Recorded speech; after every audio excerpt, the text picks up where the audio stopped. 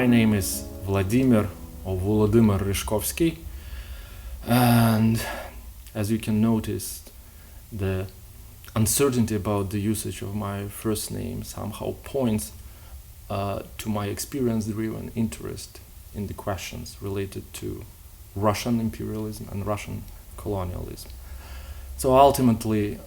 why Soviet is so often confused with Russian, and why is Russian so often confused with universalist,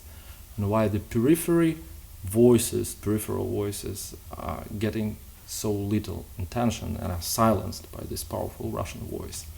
So in a sense, my research that I am doing right now at NEC is an attempt to answer that question, and I'm trying to trace back the origins of this conundrum to the experience of Russian Revolution and to the one of the challenging tasks that Bolsheviks faced. I mean, how it became possible that anti-colonial emancipatory project eventually turned into yet another reincarnation of empire. And so my preliminary answer and hypothesis is that actually it was not related to some Russian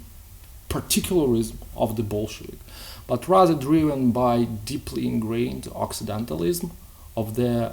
ideology and vision. Because they were really fascinated with material and cultural achievements of the West and thought about their revolution as a way and a springboard for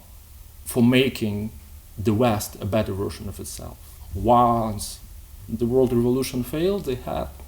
to take this task on a home soil in the Soviet Union. And so the result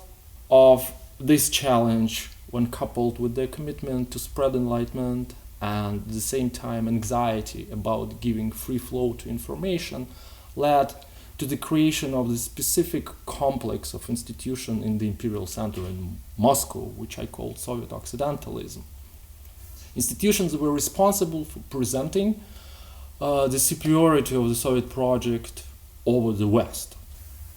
while not being really effective in imposing this superiority to the West. It became quite effective in